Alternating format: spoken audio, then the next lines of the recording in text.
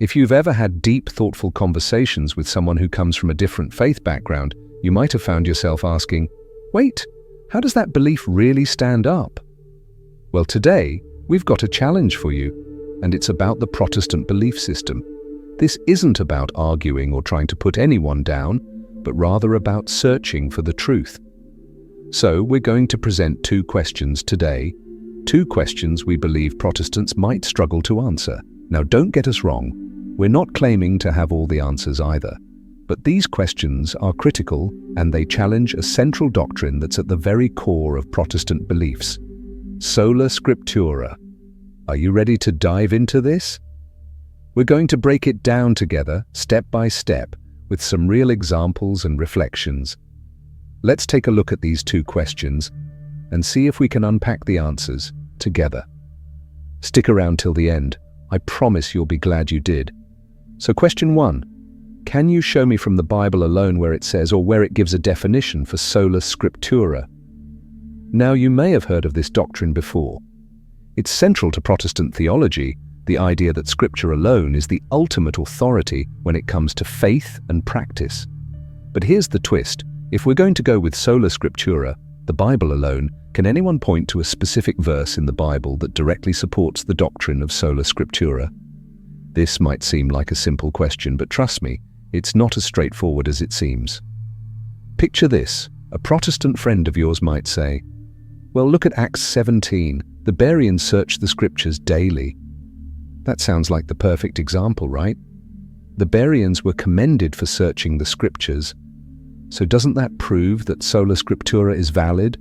But here's where it gets interesting. When you read Acts 17 carefully, you realize something important. The Bereans were Jews. They didn't just rely on the Bible alone.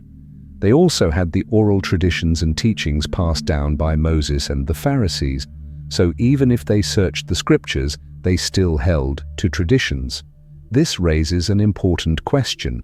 How do we reconcile Sola Scriptura with the fact that Scripture never specifically defines it?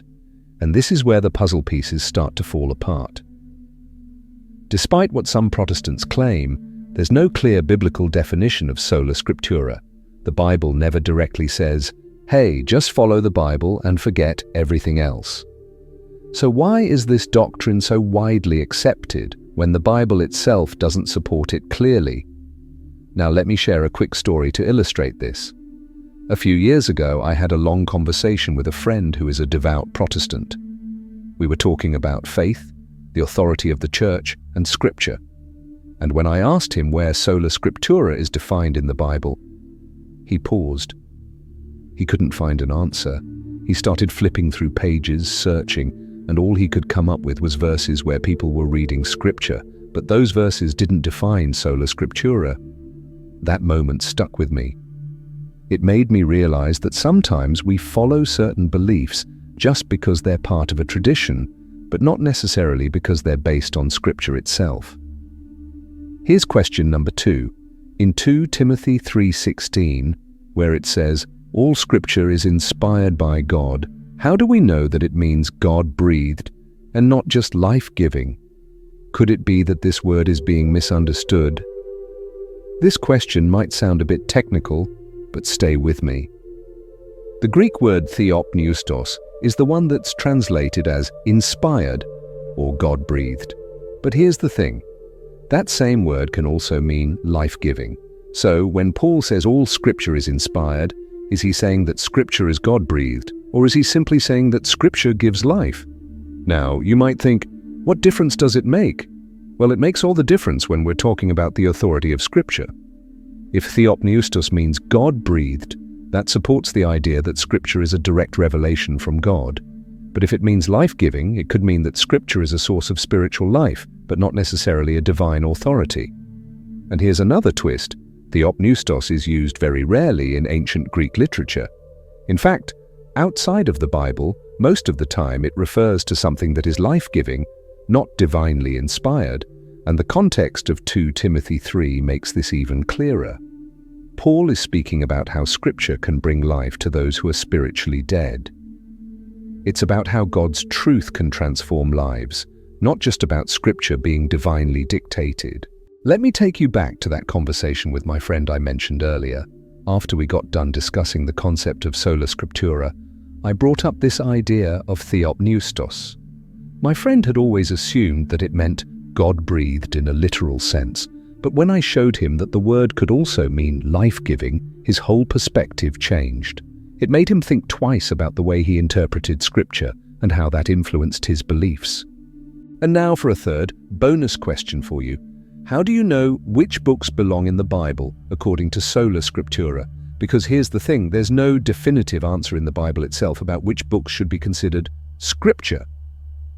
For centuries, debates raged over which book should be in the Bible. The book of Hebrews? Some people doubted its authenticity. The book of Revelation? Even Martin Luther rejected it at one point, and yet there's no clear scriptural guideline that says, here are the 66 books that belong in the Bible. This brings us back to the role of the church. The church was the one that discerned which books were truly inspired by God and should be included in the canon. Without the church's authority, we wouldn't have the Bible as we know it today. Yet, Sola Scriptura holds that Scripture alone is the final authority.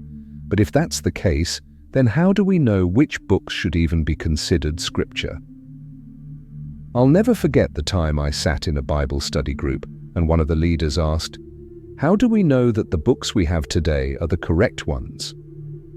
One person brought up the Council of Trent and another person mentioned church tradition, but no one could give a clear answer from the Bible itself. It left me thinking, if we're truly relying on Scripture alone, how do we settle these debates? So here's the takeaway. If we truly hold to Sola Scriptura, we need to ask ourselves some hard questions. Where does the Bible clearly define Sola Scriptura? How do we interpret 2 Timothy 3:16? And how do we know which books are part of the canon? These aren't just theological exercises. They're critical questions that challenge us to examine the foundations of our faith. And more importantly, they call us to seek the truth with an open heart, willing to listen, learn, and grow. We're diving deep into a very thought-provoking question that many Protestants struggle to answer. Have you ever wondered why Protestant beliefs often clash on critical topics? One question in particular that seems to stump them all is, can you lose your salvation? In his recent discussion on the Council Trent podcast, Trent Horn points out a significant issue that many Protestants face. What actually defines a Christian? Is it just about faith alone, or is there something more to it? The issue arises because the Bible doesn't give a clear, detailed list of what beliefs are essential to being a Christian. This leads to debates within Protestantism, with different groups holding varying views on what truly makes someone Christian. Take, for example, the debate around a young earth versus an old earth. While some Protestants argue that a belief in a young earth is not essential to Christianity, others would disagree. But at the heart of this debate is a deeper issue. If the Bible is the sole authority, what does it say is required to be a Christian? And if there's no clear list, then how do Protestants settle on the essentials? One of the most contentious issues in Protestant circles is the question of whether you can lose your salvation. According to Horn, this isn't a secondary issue, it's a main issue. Why? Because your eternal soul is at stake. Take, for instance, the view of certain Protestant leaders like Charles Stanley and Robert Wilkin, who argue that once you're saved, you're always saved no matter what. On the other hand, traditional Protestant views, including those of Lutherans, argue that you can lose your salvation and that this should affect how you live your life and approach your faith. So, if Protestants disagree on something so fundamental, does that suggest there's no clear, universally accepted teaching from Scripture on this issue? Another key area of contention is the question of baptism, particularly infant baptism. Some Protestants hold that baptism doesn't save anyone, not even infants.